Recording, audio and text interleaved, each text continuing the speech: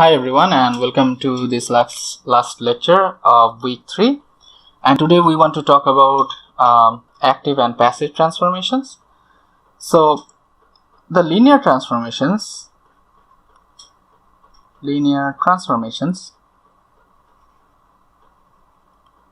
were written like, let's say you have a v prime, you have some operator, let's say omega, and you have v over here. So this gives you a linear transformation, and so does, let's say, w prime is just w omega, or let's say this is another operator, omega prime. And these linear transformations can be seen as either active transformations or passive transformations. So first I want to show that what is an active transformation. So this active transformation will be given, let's write first active transformations.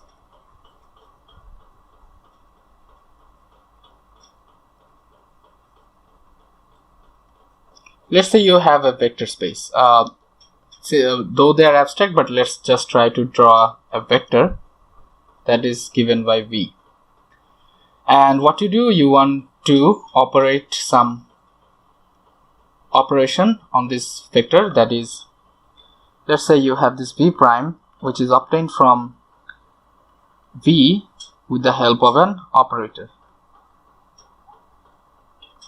And after you operate this, that is, you do this whole thing, this vector, let's say it will give a new vector, that is v prime, and let's try to draw v prime. Let's say it will give you this is v prime.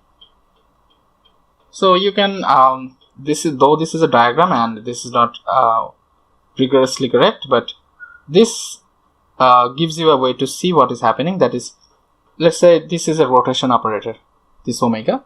So if this is a rotation operator, it will rotate the vector. If it's a scaling operator, it can scale the vector. Let's say now you can think of omega as scaling operation. So what will happen is that, let's say this is a scaling operation and this will just get scaled. Yeah, or it can be a rotation plus scaling and many things more, right? So this type of transformations are called active transformations.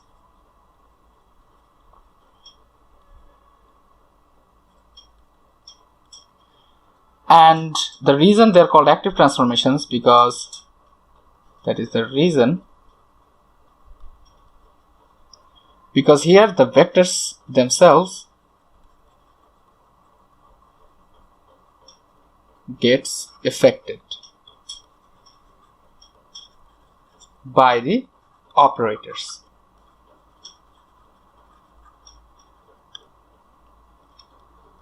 So this is an example of this active transformation thing. And now let's try to look at passive transformations.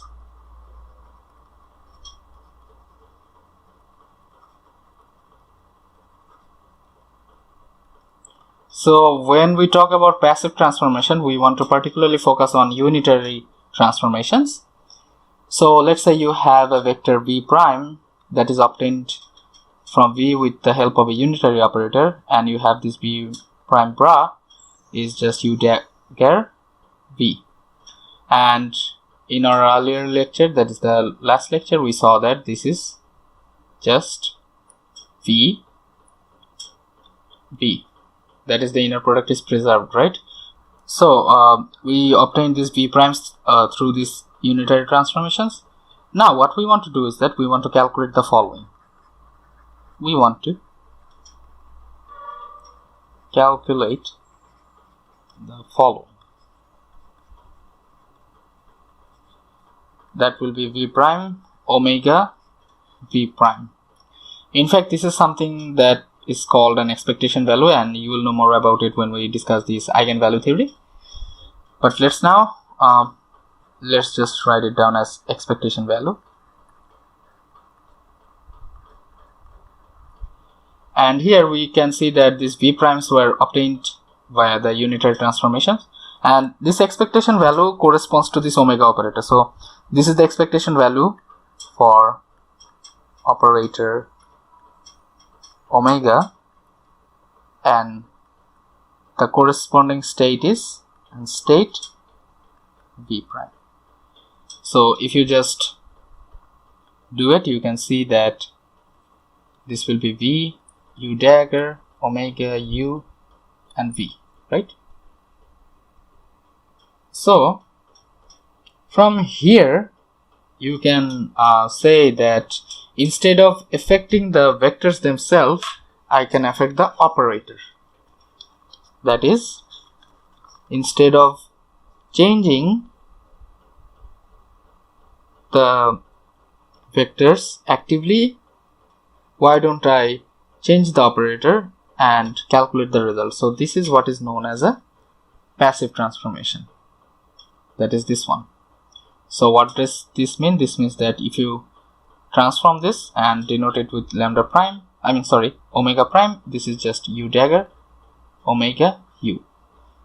So this, when the operator itself gets affected, this is known as the passive transformation. Now you might be confused that why we are doing this at all, right? It will turn out that both of this active and passive transformation will give you the same physics. That is, it will give you the same invariant physical information about a system. So let's try to see that in a different perspective. So we are going to adopt a example from quantum mechanics. So QM example. So in quantum mechanics there are two pictures. One, obviously there can be more pictures. We want to talk about two pictures in particular here. One is called the Schrodinger picture, another one is called the Heisenberg picture. So in the Schrodinger picture, let's denote it with 1, or say, so to say, the picture 1. Here what happens is that a state is denoted by a vector psi. Again, this is an abstract vector, and its time evolution is given by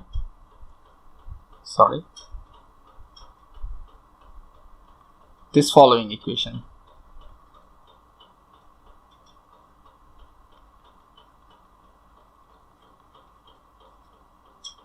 Okay, and this is our unitary operator. Now an operator, let's say I want to know the energy, or okay, not the energy, let's say something else. Let's say I want to know what is the position of this thing, right? So there are two ways I can do it. That is, I just act with psi of t.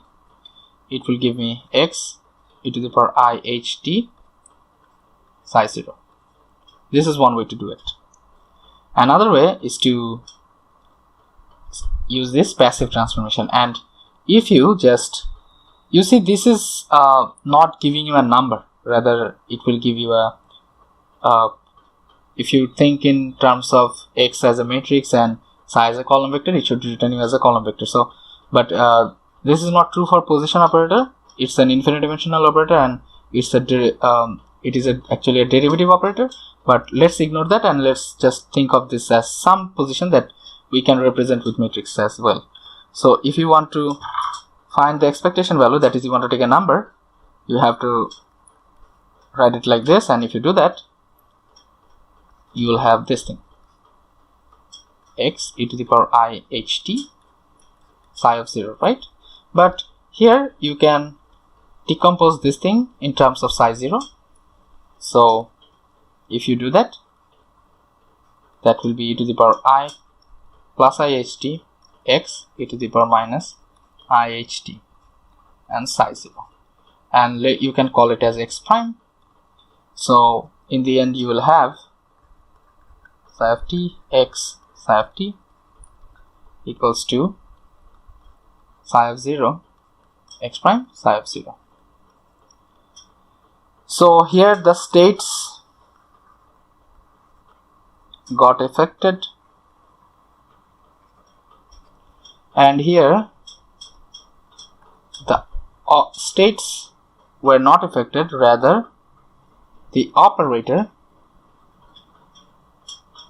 got affected. So you can think of it like as going to a moving frame, or so to say a rotational frame. That's how you can think of it. Because if I try to draw a picture, let's say this is some circle and one observer is seeing from the outside. Okay, this doesn't look like an eye. Okay, this is observer 1, let's say, and there is a vector, it's rotating, let's say. So this is like the active transformation, where there is an operator that is making the vector rotate, and this will correspond to an active transformation. And if you have some observer here, that is observer 2 over here, and now this whatever this observer 2 will observe is seen from a rotational frame, and instead of this operator omega, he will think that this omega is actually something like this. So this is not a very good picture, but it can give you some idea why this is called a passive transformation. But the main thing to keep in the back of your head is that both of this transformation will give you the same physics. And before we finish off, in the past lecture we said unitary operators are of very important, and since we brought up the notion of QM here, so we want to see why unitary is important in physics. So again, we take QM example 2, let's say, and we're going to discuss the famous Schrodinger's cat problem. Oops, sorry.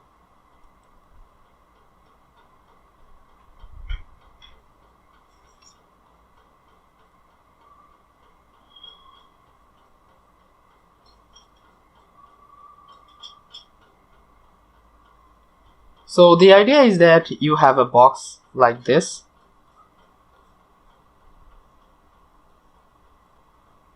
and here you have a cat. Okay, it doesn't look like a cat, but let's say this is a cat, and you have some radioactive materials and some trigger that will cause this box to be get poisoned, and the cat might die or it may live. But the idea is that the box is obscured. That is, you have to open the box to see what is happening inside. So whether the cat is dead or alive can be represented as a wave as an vector, not a wave function, rather a wave vector. You can always call it a wave function, but for that you have to take the position representation, but we are not doing that here. So let's just call this thing as a ket vector, and there might be some probability where that is represented as C1 and this one, and let me explain to you what this means. This C1 will be a probabilities square root. That is, C1 will actually give us some probability whether it's dead. So let's call one as dead and the other one 2, let's call it alive. These are two states. The cat is either dead or alive, or maybe there might be many things more. So when you compute the inner product, you will get this C1 squared times C2 squared, because one inner product with 1 is just 1, because these dead and alive states we are calling it our orthonormal basis. That means there is no overlap between them. So that's why this thing will give us this C1 squared C2 squared, and it will be equal to 1, because they will represent probabilities, C1 squared and C2 squared. So these two things represent probabilities.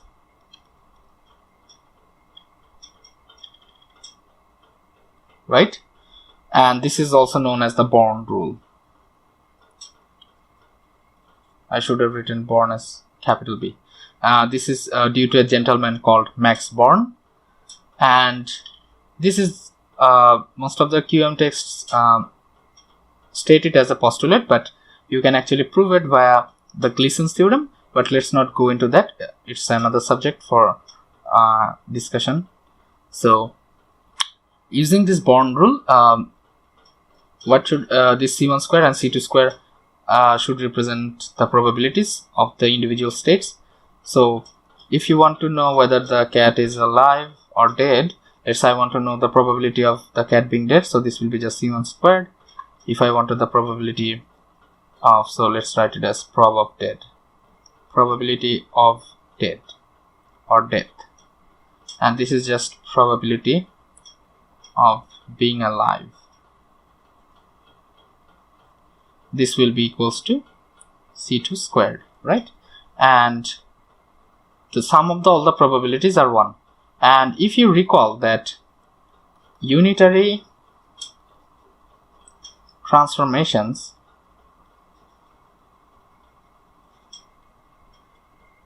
preserve inner products. This is from the last lecture, right? And now we have our Born rule that says if you have a state psi that is written as a linear superposition, let's say it's an n-dimensional vector space with CII, where the CI squares will represent some probability. If you combine them, okay, let's not use this symbol or abuse this symbol. So if you combine these two, let's call it 1, let's call it 2, combining 1 and 2 gives you that this sum over I CI squared is just 1, that is probability conservation. And unitary transformations are the only type of transformation that conserve probability. So that's why it's very important that in a physical system, if it transforms in a time or something like that, and you want to get something invariant out of it, it should be unitary. So this will you will know much of this more when you take a quantum mechanics course, but this will be it for today, and that's the end of week 3. And from next week, what we want to do is that we want to solve the eigenvalue problem. That will be a very interesting thing when you want go to quantum mechanics, or even you will see these eigenvalue problems in differential equations as well. So from next week we will focus on the eigenvalue problem and how we can deal with eigenvalues, eigenvectors, diagonalization and all that.